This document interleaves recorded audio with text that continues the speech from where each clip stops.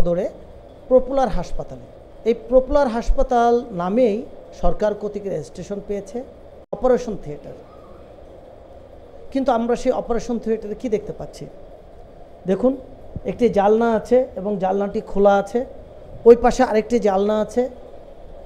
এইখানে প্রচুর পরিমাণে ধুলা পড়ে আছে।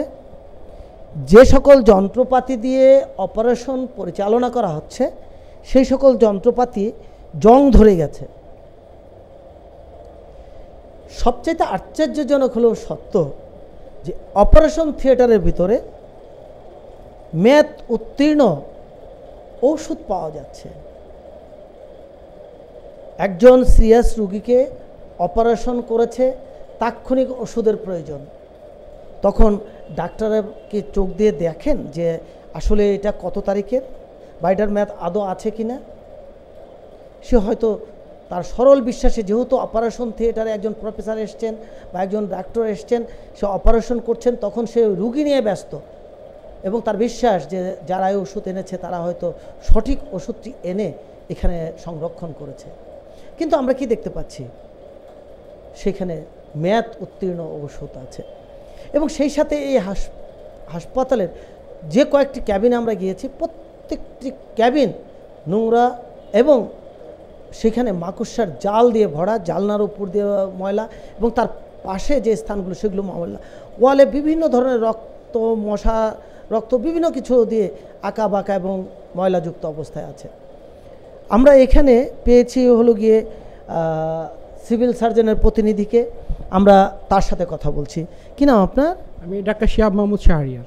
আচ্ছা, এই যে এখানে যে জিনিসগুলো আমি বললাম, বা আপনি কি দেখেছেন? জি, অবশ্যই দেখলাম। এটা কোনো মতেই একটা ওটি অপারেশন কক্ষে এগুলো থাকা অবশ্যই উচিত নয়। 10 বেডের হাসপাতালে কয়জন ডাক্তার, কয়জন নার্স থাকবে?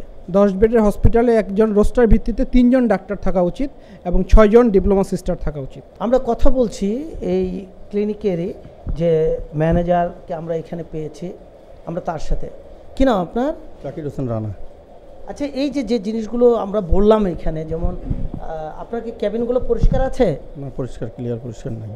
আপনার এই অপারেশন থিয়েটারটি কি পরিষ্কার আছে? পরিষ্কার নেই। এবং আপনার যে ডাক্তার থাকার কথা, সেই ডাক্তার কি আপনার এখানে আছে? না, নাই। এই ধরুন এখনই একজন রোগী খুব সিরিয়াস অবস্থা, তাকে হয়তো ওষুধ পরিবর্তন করতে হবে, সেক্ষেত্রে আপনি কি করবেন? ডাক্তারকে ফোন দিয়ে নিয়ে আসতে হবে। এই যে আপনাদের যে সার্বিক যে ক্লিনিকের যে অবস্থা দেখা গেল, এক্ষেত্রে আপনার কি হওয়া উচিত বলে মনে করেন? এটা স্যার আসলে ভুল হয়ে গেছে স্যার। এটা তাতে আপনি এদেশের একজন সাধারণ নাগরিক হিসাবে বলুন যে কি হওয়া উচিত? শাস্তি হওয়া উচিত। আমরা এখানেই পেয়েছি জেলা প্রশাসনের ভ্রাম্যমাণ আদালতের নির্বাহী ম্যাজিস্ট্রেট মহোদয়কে। আমরা তার সাথে কথা বলছি। এই ধরনের অপরাধের আপনারা কি আইনগত ব্যবস্থা গ্রহণ করছেন? মেডিকেল প্র্যাকটিস এবং বেসরকারি ক্লিনিক ও ল্যাবরেটরি নিয়ন্ত্রণ অধ্যাদেশ 1982 অনুযায়ী এবং ধারা 13 অনুযায়ী ওনাকে 3000 টাকা জরিমানা করা হচ্ছে, ওনাদের 10 দিনের জেল। আমরা এই মুহূর্তে অবস্থান করছি বন্ধন ডায়াগনস্টিক সেন্টারে। এই ডায়াগনস্টিক সেন্টারের অবস্থাটা কি? এর ভিতরে দাঁড়ানো যায় না, দুর্গন্ধে, প্রস্রাব পায়খানার গন্ধে এর ভিতরে দাঁড়ানো যাচ্ছে না। এক্সরের একটি অবস্থান করে রেখেছে, তার সব কিছুই খোলা, জাস্ট একটা হাফ ওয়াল করে তার ভিতরে তারা এক্সরে করছে। এবং এখানে ডার্ক রুম দেখেছি, তারপরে এখানে যেখানে ইউরিন এবং ব্লাড টেস্ট করা হচ্ছে সেগুলো, সেই গ্লাসগুলো পর্যন্ত নোংরা অবস্থায় আছে। যেখানে ইসিজি করা হচ্ছে সেই জায়গাতে কেউ বসতেও পারবে না, এরকম একটি সিচুয়েশন এখানে আছে। এ ব্যাপারে আমরা কথা বলছি আমাদের সাথে ঠাকুরগাঁ সিভিল সার্জন অফিসের যে কর্মকর্তা আছেন তার সাথে। এই যে আপনি বিষয়টা দেখলেন তো এই ডায়াগনস্টিক সেন্টারের, এ ব্যাপারে আপনার সিদ্ধান্ত কি? অবশ্যই এটা কোনো মতেই একটা সুস্থ ডায়াগনস্টিক সেন্টার হিসেবে কাজ করতে পারে না এবং যথেষ্ট নোংরা। এই পরিবেশে রুগীরাও স্বচ্ছন্দ বোধ করবে না। এবং আমরা যে ইসিজি রুমের অবস্থা দেখলাম যে প্রচণ্ড ধুলাবালি, এটা একজন সুস্থ রোগীও যদি ইসিজি করতে আসে সেও অসুস্থ হয়ে যাওয়াটাই উচিত এবং এটা কখনোই এই অবস্থা আমাদের কাম্য নয়। এখানে আমরা যে এক্সরে রুমটা দেখলাম, এটা কি ঠিক আছে? না, এই এক্সরে রুমে তো ওটা রুমেই না আসলে, ওটা যে এক্সরে রুমে যে উচিত যে 10 ইঞ্চি ব্রিক ওয়াল, তারপরে এখানে কোনো ভেন্টিলেশন থাকবে না, তারপরে দরজাটা হবে স্পেশাল, এগুলো কোনো সিস্টেমে এরা এখানে মানা হয়নি। এটা কোনো মতেই একটা এক্সরে রুম হিসেবে গণ্য হতে পারে না। কথা বলছি এই ক্লিনিকের যিনি দায়িত্বে আছেন তার সাথে। কি নাম আপনার? খতিবুর রহমান খতিব। এই যে যে সিচুয়েশনটা আমরা দেখলাম এবং এইভাবে এই অবস্থায় আপনি যে এই ক্লিনিকটা পরিচালনা করছেন, এটা কি ঠিক করছেন না অন্যায় করছেন? আসলে এটা আমাদের ঠিক হচ্ছে না, কিন্তু এটা আমাদের ভুল হচ্ছে। আমরা এখানেই পেয়েছি জেলা প্রশাসনের ভ্রাম্যমাণ আদালতের নির্বাহী ম্যাজিস্ট্রেট মহোদয়কে, আমরা তার সাথে কথা বলছি এই যে এখানকার এই সিচুয়েশন নিয়ে, এবং এ ব্যাপারে আপনি কি আইনানুগ ব্যবস্থা গ্রহণ করছেন? অবশ্যই আমাদের পক্ষ থেকে নিয়মিতভাবে মোবাইল কোর্ট পরিচালনা করা হচ্ছে, যাতে করে এরকম পরিবেশ সৃষ্টি না হয়। এবং আজকেও যেটা দেখলাম, আমরা সরাসরি হাতে নাতে প্রমাণ পেলাম এবং সেও স্বীকার করলো যে আসলে ব্যাপারটা ভুল হয়েছে এবং সার্বিক ব্যবস্থাপনায় ত্রুটি ছিল, যেটা আমরা দেখেছি। তো এক্ষেত্রে মেডিকেল প্র্যাকটিস এবং বেসরকারি ল্যাবরেটরি ও ক্লিনিক অধ্যাদেশ নিয়ন্ত্রণ আইন অনুসারে ওনাকে ৩,০০০ টাকা জরিমানা করা হলো এবং অনাদায়ে ১৫ দিনের কারাদণ্ড দেওয়া হলো। কথা বলছি ঠাকুরগাঁও জেলার জেলা প্রশাসক মুকেশ চন্দ্র বিশ্বাস সাহেবের সাথে।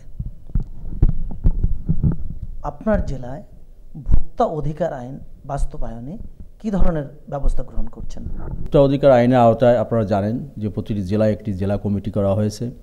আমরা সেই কমিটির সভা নিয়মিত মাসিক ভিত্তিতে করে থাকি। ব্যবসায়ীদের নিয়ে আমরা মত বিনিময় করে থাকি।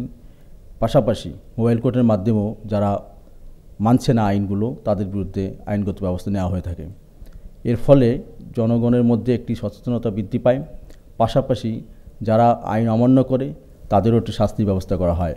যদিও মূল উদ্দেশ্য আমাদের শাস্তি প্রদান না, তাদেরকে সংশোধন করে দেওয়া এবং নিজেদেরকে রেকটিফাই করে দেওয়ার জন্য আমাদের আইন প্রয়োগ করি আমরা।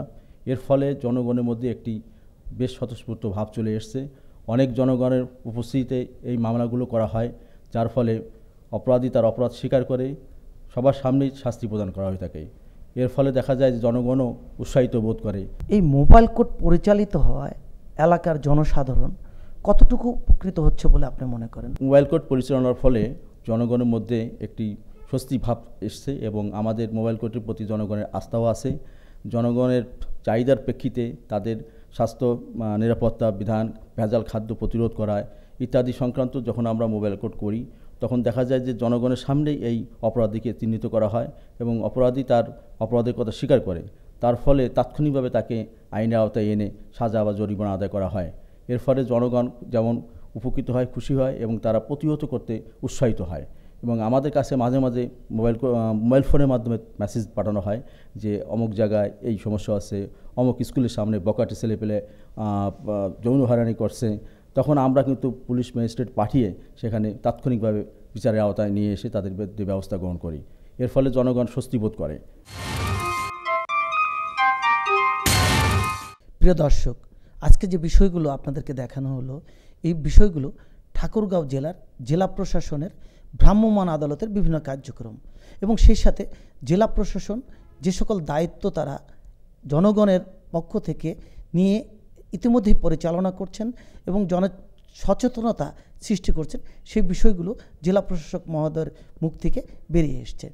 আমরা আশা করব আজকে যেভাবে জেলা প্রশাসন তাদের দায়িত্ব যথাযথভাবে পালন করছে এবং এলাকার জনগণের চাহিদা মোতাবেক মোবাইল কোর্ট পরিচালনা করছে এবং মাদক নিয়ন্ত্রণে প্রতিনিয়ত মিটিং করে যাচ্ছে এলাকার জনসাধারণকে নিয়ে, জনপ্রতিনিধিকে নিয়ে, ঠিক তেমনিভাবেই তাদের এই অভিযান অব্যাহত থাকবে, এমনটাই আশা করে এদেশের প্রতিটি মানুষ। আমাদের অনুষ্ঠান সম্পর্কে যে কোনো ধরনের মতামত জানিয়ে লিখতে পারেন এই ঠিকানায়। প্রযোজক শেষ কোথায়, কক্ষ নম্বর 223, বাংলাদেশ টেলিভিশন ভবন, রামপুরা, ঢাকা।